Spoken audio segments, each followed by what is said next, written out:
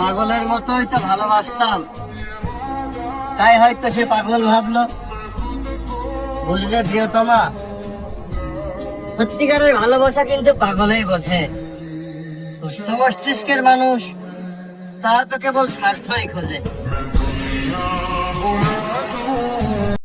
যে মানুষটা আপনাকে বুঝে না, গুরুত্ব দেয় না, সময় দেয় না, ইনফ্যাক্ট কেয়ারও করে না, সারাদিন তার একটা টেক্সটের জন্য আপনি অপেক্ষা কেন করেন? আসলে কি সে আপনার কাছের মানুষ? আপনি কেন বারবার তাকে মিস করবেন? কেনই বা সবসময় আগে টেক্সট করবেন? কেন তার একটু ভালোবাসা যত্ন পাওয়ার জন্য বারবার ব্যয় হবেন? অনেক হয়েছে ভাই, এবার থেমে যান। টেনে টেনে সম্পর্ক হয় না, সম্পর্কের মাঝে টান থাকতে হয়। যার কাছে আপনার গুরুত্ব নাই, ভালোবাসা নেই, যে আপনার জন্য এতটুকু স্যাক্রিফাইস করে না, সে আর যে হোক, মানুষটা তো আর আপনার না। আপনার ভালোবাসা পাওয়ার যোগ্যতা তার এখনো হয়নি। হিসেব দিয়ে ব্যবসা হয়, ভালোবাসা কখনো হিসেব করে হয় না।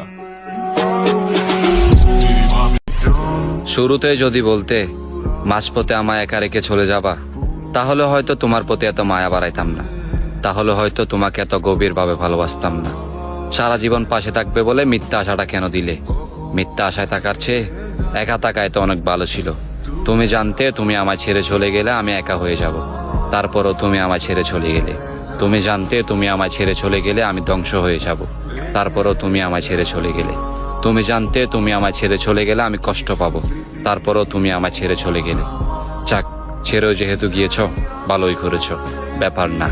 যেখানেই থাকো না কেন, ভালো থেকো, সুখে থেকো, আর এই অবাকা ছেলেটাকে সারা জীবন মনে রেখো। Good bye.